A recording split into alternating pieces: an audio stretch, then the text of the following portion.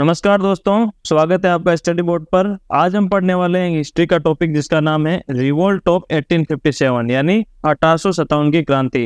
दोस्तों, exam point of view से ये बहुत इंपॉर्टेंट टॉपिक है। लगभग हर एग्जाम में इससे रिलेटेड क्वेश्चन पूछे जाते हैं। तो शुरुआत करते हैं हमारे पहले क्वेश्चन से।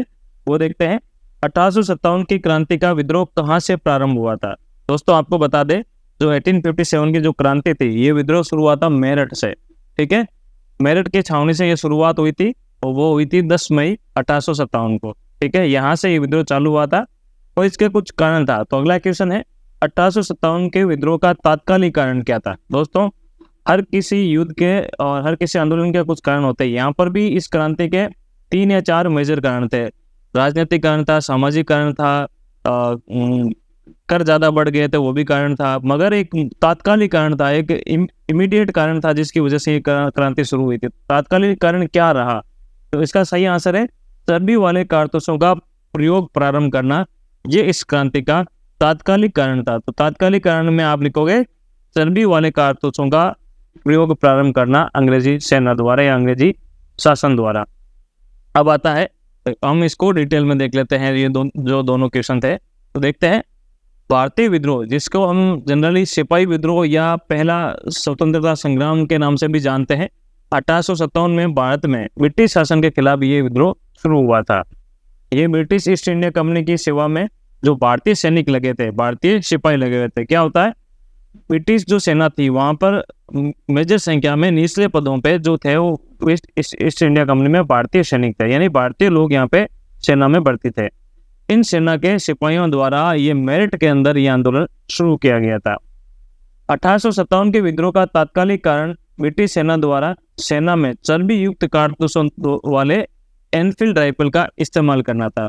क्या हुआ था, एक राइफल था एनफील्ड राइफल, उसके अंदर जो कारतूस थे दोस्तों, उसके ऊपर कारतूसों के ऊपर एक कवर चढ़ा दिया गया था चर्बी का। तो चर्बी का कवर चढ़ाने की वजह से, और बताया गया था कि जो चर्बी थी वो गाय और सूअर के मांस की बनी हुई थी, उसके वजह से यहाँ पे धार्मिक भावनाएं इन सैनिकों की आहत हो गई। क्योंकि ये जो कारतूस था दोस्तों, कारतूस को यूज करने से पहले उनको दांतों से काटना पड़ता था, इसकी वजह से धार्मिक भावनाएं इनकी आहत होने लगी। तो बताया जाता था गाय और सूअर की चर्बी से बने हुए ये कारतूस थे, जिसकी वजह से ये जो विद्रोह है आगे बड़ा विद्रोह बन गया था। अब देखते हैं कुछ और क्वेश्चन जो पूछे जाते हैं एग्जाम में। वह पहला भारतीय सिपाही कौन था जिसने चर्बी वाले कारतूसों का प्रयोग करने से साफ इनकार कर दिया था?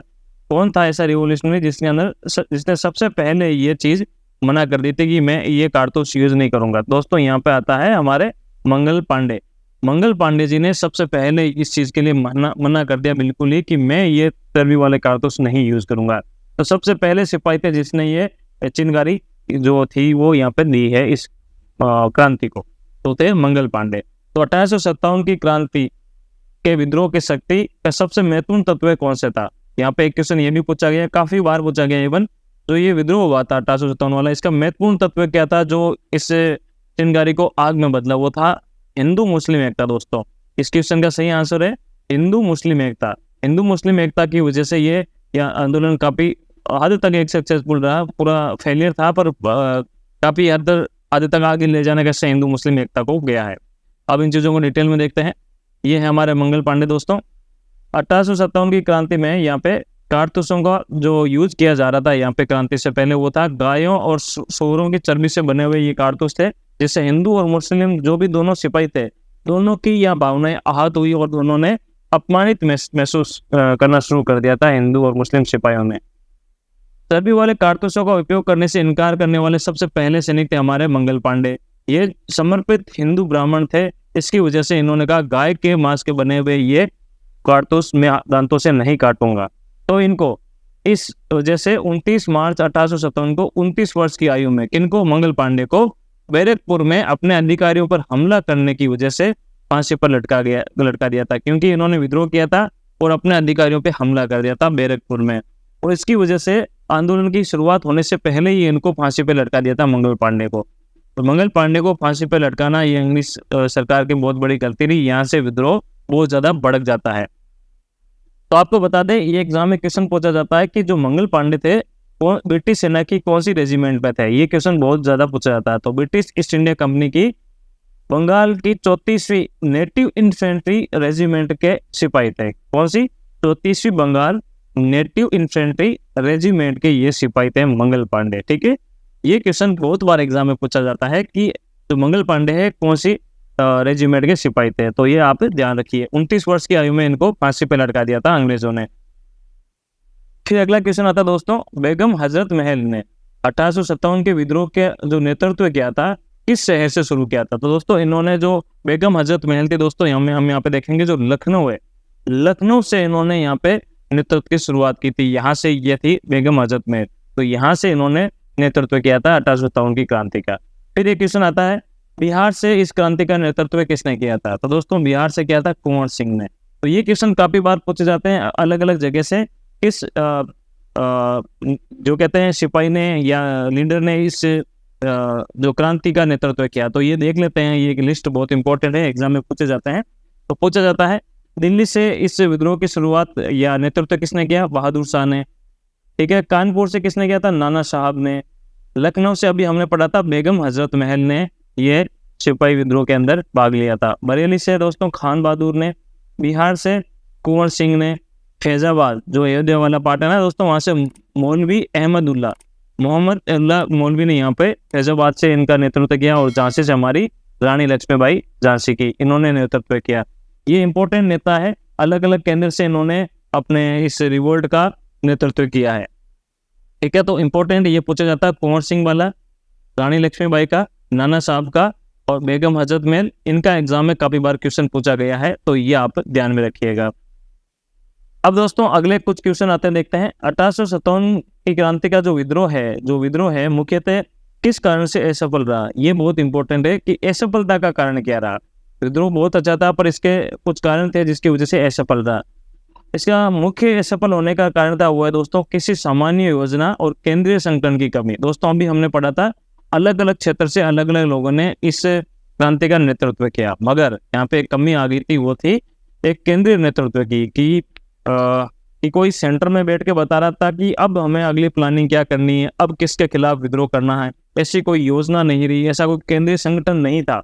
उसकी वजह से ये मुख्य जो कारण था इसका विद्रोह का असफल रहा, क्योंकि समय से पहले शुरू हो गया था, किसी ने बताया भी नहीं था, कोई मतलब ये सोचना का कोई साधन वहाँ पे अवेलेबल नहीं था जिसकी वजह से सूचनाएं आदान प्रदान हो। तो ये मुख्य कारण रहा इसका असफल होने का। फिर आता है निम्नलिखित में से 1857 के विद्रोह का षड्यंत्र की संज्ञा किसने दी है? इसने कहा था ये जो 57 की क्रांति है ये एक षड्यंत्र है दोस्तों, वो है जेम्स आउटरम और डब्ल्यू टेलर। इन दोनों ने ये बताया था कि जो क्रांति है ये अंग्रेजी सेना के खिलाफ षड्यंत्र है। चलो इसको डिटेल देखते हैं दोस्तों, क्यों ये विद्रोह असफल रहा, इसके कारण देखते हैं। विफलता के कुछ क्या कारण थे? तो 1857 के विद्रोह के कुछ विफलता के कारण थे, वो देख लेते हैं। पहला था कोई कुशल प्रभावी नेतृत्व था वो रहा ही नहीं इस पूरे कहते हैं इस पूरी क्रांति के अंदर, सेंट्रल नेतृत्व कोई रहा ही नहीं।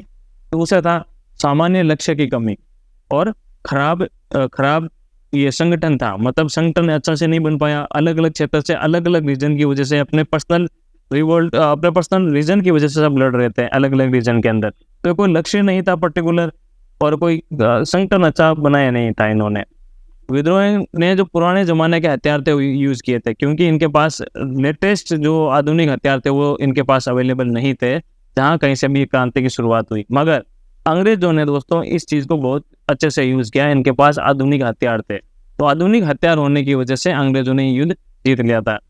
कुछ जगहों पे ऐसा देखा गया था दोस्तों, जो अंग्रेज थे उन्होंने लोगों के साथ क्रूरता से बिहेव किया, क्रूरता के साथ इन्होंने लोगों को मारा, उसकी वजह से विरोधियों में जो विद्रोही थे उनमें डर फैल गया था और उसकी वजह से ये आंदोलन कहीं ना कहीं असफल रहा है। तो कुछ ये रीजन रहे, इसके अलावा भी कई रीजन रहे, जिससे समय से पहले शुरू हो गया या किन्हीं लोगों का एक पर्टिकुलर रीजन था उसकी वजह से लड़े थे, कोई बड़ा मुद्दा नहीं था। कई लोगों ने इसमें भाग भी नहीं लिया, जैसे जमींदार और साहूकार इसमें भाग भी नहीं लिए, जैसे कई घराने थे जैसे सिंधिया परिवार हो गया, निजाम हो गए, इन लोगों ने इस विद्रोह में भाग भी नहीं लिया था, इसकी वजह से ये कहीं ना कहीं विद्रोह असफल रहा। अब आता है दोस्तों और कई क्वेश्चन पूछे गए इससे रिलेटेड, वो देख लेते हैं। 1857 के विद्रोह के समय भारत का गवर्नर जनरल कौन था? ये क्वेश्चन बहुत बार पूछा गया है, ये आप रट लीजिए, वो था लॉर्ड कैनिंग। लॉर्ड कैनिंग के टाइम पे ये जो रिवोल्ट हुआ था वो हुआ था। उसके बाद एक क्वेश्चन पूछा जाता है, इस क्रांति में सबसे पहले अपना बलिदान किसने दिया था? तो दोस्तों सबसे पहले बलिदान दिया था, हमने पहले भी बात की, मंगल पांडे ने। मंगल पांडे ने इस क्रांति में सबसे पहले अपना बलिदान दिया था। फिर आता है, इस क्रांति के समय ब्रिटेन का प्रधानमंत्री कौन था? यह क्वेश्चन भी बहुत बार पूछा गया है। तो इस क्रांति के समय ब्रिटेन का प्रधानमंत्री था लॉर्ड पामस्टन। तो लॉर्ड पामस्टन के समय के दौरान ही यहाँ पे भारत के अंदर ये क्रांति हुई थी।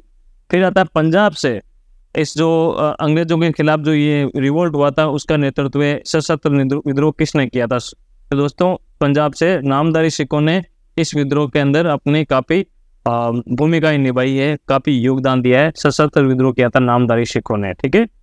फिर आता दोस्तों, कौन सा आयोग है जो 1857 की क्रांति के विद्रोह का दमन के लिए भारतीय फौज के नव संगठन से संबंधित है? मतलब जो विद्रोह हुआ था, विद्रोह के बाद जो भारतीय फौज थी उसके नव संगठन के लिए जिम्मेदार था, वो था पील आयोग। तो मतलब विद्रोह के बाद एक पील आयोग आया था जो विद्रोह आगे नहीं हो उसके लिए ये काम किया है। फिर एक क्वेश्चन पूछा जाता दोस्तों, 1857 के विद्रोह के समय किस उर्दू कवि ने देखा था? तो ये क्वेश्चन बहुत बार पूछा गया, किस उर्दू कवि ने ये रिवोल्ट या ये आंदोलन देखा है? वो है मिर्जा गालिब। मिर्जा गालिब ने ये रिवोल्ट काफी देखा है और काफी इसके बारे में बताया है, ठीक है। फिर क्वेश्चन पूछा जाता है, वर्ष 1857 के विद्रोह के संदर्भ में निम्नलिखित में से उसके मित्र ने किसे धोखा दिया था और बाद में अंग्रेजों द्वारा बंदी बनाकर उसको मार दिया था? मतलब ऐसा कौन सा लीडर था जिसको उसके दोस्त ने धोखा दिया और दोस्त के धोखे की वजह से अंग्रेजों ने मार दिया था? बहुत इंपॉर्टेंट नेता थे दोस्तों, बहुत इंपॉर्टेंट फ्रीडम फाइटर थे तात्या टोपे। तात्या टोपे के दोस्त ने ही इनको धोखा दिया और बाद में इनको बंदी बना के मार लिया। तो इनका अगला क्वेश्चन पूछा जाता है, जो विद्रोह के मुख्य नेता थे तात्या टोपे, इनका मूल नाम क्या है? दोस्तों इनका मूल नाम था तात्या टोपे का रामचंद्र पांडुरंग, ठीक है। तो रामचंद्र पांडुरंग, जिनको हम तात्या टोपे नाम से जानते हैं, इनको उनके ही दोस्त ने मरवा दिया था इस युद्ध के अंदर या इस क्रांति के अंदर। अब इसको डिटेल में देखते हैं तात्या टोपे के टॉपिक को। ये बहुत इंपॉर्टेंट दोस्तों, ये बहुत बड़े रिवोल्यूशनरी क्रांतिकारी हम कहेंगे थे जो भारतीय स्वतंत्रता संग्राम के।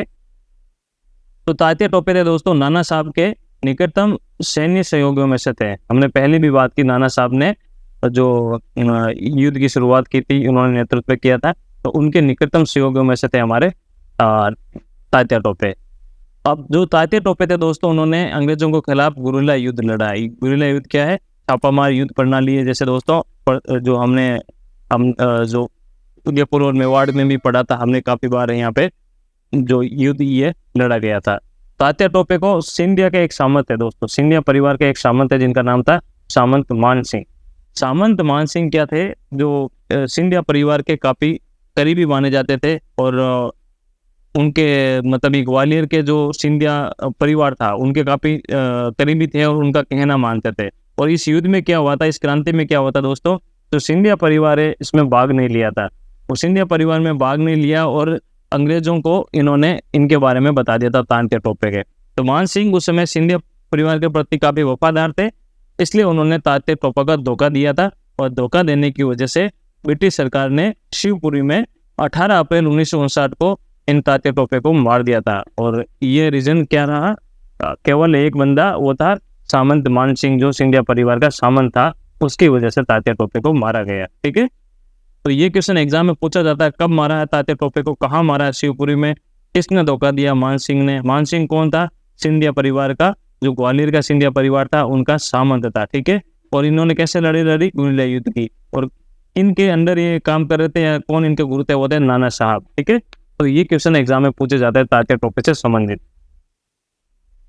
अब आगे देख लेते दोस्तों, किसकी वीरता से प्रभावित होकर ब्रिटिश सैन्य अधिकारी हिमरोज ने कहा कि भारतीय क्रांतिकारी में ये अकेली मर्द है? तो दोस्तों ये जो हिमरोज है अंग्रेजी सेना के अधिकारी, इनका एक कथन बहुत फेमस हुआ था। इसको इन्होंने मर्द कहा, वो है हमारी रानी लक्ष्मीबाई को इन्होंने अकेली मर्द कहा इस क्रांति में, ठीक है। तो आगे क्वेश्चन पूछा जाता है, रानी लक्ष्मीबाई का मूल नाम क्या था? तो दोस्तों रानी लक्ष्मीबाई का मूल नाम था मणिकर्णिका। बचपन में इनको मनु नाम से भी जाना जाता था, मगर इनका नाम था मणिकर्णिका। शादी के बाद इनका नाम रानी लक्ष्मीबाई रखा गया। अब देखते हैं रानी लक्ष्मीबाई के बारे में डिटेल में दोस्तों। रानी लक्ष्मीबाई का जन्म 19 नवंबर 1828 को वाराणसी में हुआ था और ये एक कन्नड़ ब्राह्मण परिवार से थी। देखो, वाराणसी में जन्मी है 1828 में, और करहट ब्राह्मण परिवार जो मराठी परिवार था वहां पे इनका जन्म होता है। नाम इनका रखा जाता है मणिकर्णिका तांबे। ठीक है। लक्ष्मीबाई झांसी की रानी, उत्तर भारत में झांसी की मराठा रियासत, कौन सी, झांसी की मराठा रियासत में रानी थी। फिर इनकी शादी हो जाती है, किनसे होती है, गंगाधर राव नयालकर जो झांसी के महाराजा है उनसे इनकी शादी हो जाती है मराठा रियासत के अंदर। ठीक है। ये जो उत्तर प्रदेश के झांसी जिले के अंदर पड़ता है। ये जो अग्रणी नेता थी जो झांसी के अंदर 1857 की क्रांति की, और ब्रिटिश राज के प्रति एक विरोध का प्रतीक बन गई थी आगे जाकर झांसी की रानी। ठीक है।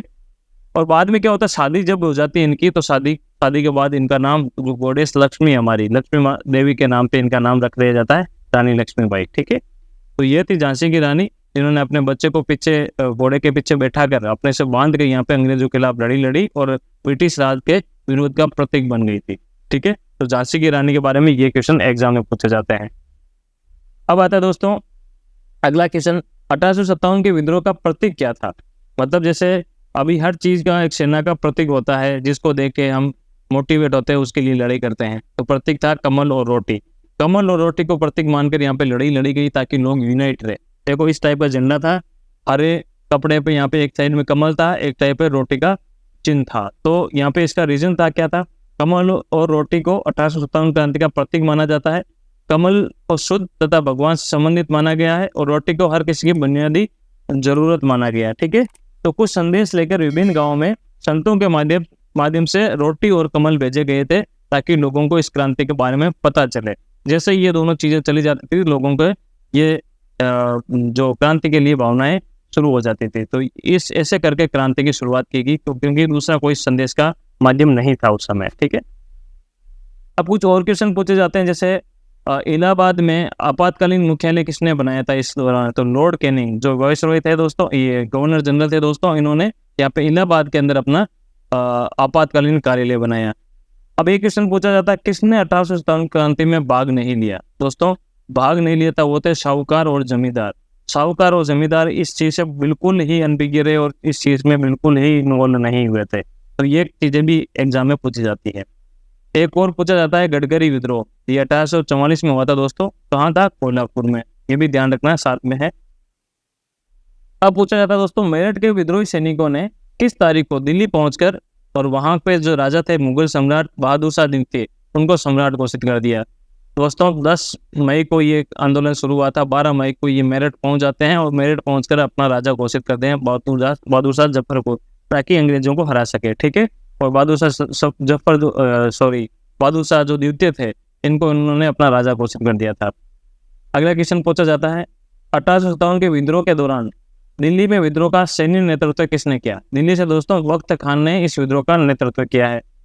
फिर क्वेश्चन पूछा जाता है 1857 की क्रांति की असफलता के बाद मुगल बादशाह द्वितीय को कहां पर गिरफ्तार किया जाता है। दोस्तों हुमायूं की कब्र पे। तो इनके पूर्वज थे हुमायूं की कब्र के पास इनको पकड़ा गया था लेफ्टिनेंट हडसन द्वारा। लेफ्टिनेंट हडसन इनको पकड़ते हैं और यहाँ से निर्वासित कर देते हैं। कहाँ भेज देते हैं इनको, बहादुर शाह द्वितीय को रंगून। तो ये क्वेश्चन पूछा जाता है कि बहादुर शाह द्वितीय को कहाँ पकड़ा गया था, हुमायूं की कब्र के पास। किसने पकड़ा है दोस्तों, हडसन ने। और पकड़ के कहाँ भेज दिया, पकड़ के इनको रंगून भेज दिया, यहाँ से बाहर निकाल दिया। तो ये क्वेश्चन एग्जाम में पूछे जाते हैं, बहुत इंपॉर्टेंट है। फिर आते हैं कुछ और क्वेश्चन कि किस इतिहासकार ने इस आंदोलन को क्या संज्ञा दी है। मतलब इस आंदोलन को इतिहासकार अपने नजरिए से किस प्रकार से देखते हैं। वो है, पहले है इसके मत में 1857 की जो क्रांति थी आरंभ में सैनिक विद्रोह था और बाद में ये राष्ट्रीय विद्रोह या स्वतंत्रता संग्राम में परिणत हो गया। इसका मानना था ऐसा कि पहले तो केवल एक सैनिक विद्रोह था, बाद में ये राष्ट्रीय आंदोलन बन गया। तो सेन का मानना है ये कि पहले ये सैनिक विद्रोह था, बाद में राष्ट्रीय आंदोलन है। कार्ल मार्क्स का कहना है कि ये ब्रिटिश शासन को उखाड़ फेंकने के लिए भारतीय जनता की एक क्रांति थी। ये कार्ल मार्क्स का कहना था। इस सबसे अलग जो इनका विचार था वो है दोस्तों आर.सी. मजूमदार। आर.सी. मजूमदार ने क्या लिखा है, तथाकथित प्रथम राष्ट्रीय स्वतंत्रता संग्राम ने तो प्रथम था, न ही राष्ट्रीय, न ही स्वतंत्रता संग्राम था। उनके मानने में ये कोई स्वतंत्रता संग्राम नहीं था, न ही प्रथम स्वतंत्रता संग्राम था। मतलब ये मानते ही नहीं थे इस क्रांति को। ये थे आर.सी. मजूमदार। फिर आते हैं बहुत ही मुख्य यहाँ पे इतिहासकार या एक वक्ता जो है वी.डी. सावरकर। वीर सावरकर इनको विनायक दामोदर सावरकर भी कहते हैं। ये क्रांतिकारी थे। इन्होंने इस स्वतंत्रता संग्राम को पहली बार बताया था कि प्रथम भारतीय स्वतंत्रता युद्ध था, यानी भारत का पहला स्वतंत्रता आंदोलन था वीडी सावरकर के अकॉर्डिंग। ठीक है, अब कुछ और क्वेश्चन पूछे जाते हैं, वो देख लेते हैं एग्जाम में। वे कौन सा ब्रिटिश सेनापति था जिसकी 1857 के विद्रोह को दबाने की महत्वपूर्ण भूमिका रही? दोस्तों, किसकी महत्वपूर्ण भूमिका रही इसको दबाने के लिए क्रांति को? कैंपबेल की। तो कैंपबेल की मुख्य भूमिका रही इस क्रांति को दबाने की। फिर एक क्वेश्चन पूछा जाता है, बिहार के जगदीशपुर में विद्रोह के दमन का श्रेय किसको जाता है? दोस्तों, बिहार के जो जगदीशपुर में जो दमन किया इन्होंने ब्रिटिश अधिकारी, जिसका नाम था टेलर और विसेंट आयर। टेलर और विसेंट आयर ने जो बिहार के जगदीशपुर में इस विद्रोह को दबाने में कामयाबी हासिल की है। फिर एक क्वेश्चन आता है, इस विद्रोह के क्रम में दिल्ली विद्रोह के दमन में किस ब्रिटिश सैन्य अधिकारी की मृत्यु हो जाती है या मारा जाता हुआ है? निकलसन। निकलसन इस क्रांति में दिल्ली में मारा जाता है। वैसे ही पूछा जाता है, लखनऊ में कौन मारा जाता है? वो है लखनऊ में मारा जाता है हेवलाग। हेवलाग की मौत हो जाती है इस विद्रोह के दमन के प्रयास के अंदर लखनऊ में। और दिल्ली में किसकी मृत्यु होती है? निकलसन की। बिहार के अंदर दबाया था टेलर विसेंट आयर ने, और पूरी क्रांति का अगर श्रेय दिया जाता है वो है कैंपबेल को। तो दोस्तों, यह थी आज की क्लास। उम्मीद है आपको ये क्लास पसंद आई। 1857 की क्रांति बहुत इंपॉर्टेंट क्लास है। अगर आपको ये चीज़ें पसंद आ रही तो कमेंट बॉक्स में कमेंट करके आप हमारा हौसला अफजाई करें कि आपको ये क्लास कैसे लगी है। अगर आपको क्लास अच्छी लग रही है तो हमारे और भी वीडियोस देखिए, उनको भी लाइक कीजिए, हमारे शॉर्ट्स को भी देखिए, उनको भी लाइक कीजिए, अपने दोस्तों के साथ ये वैल्यूएबल कंटेंट शेयर कीजिए। मिलते हैं अगली क्लास में एक ऐसे ही इंपॉर्टेंट टॉपिक के साथ। तब तक के लिए नमस्कार, जय हिंद।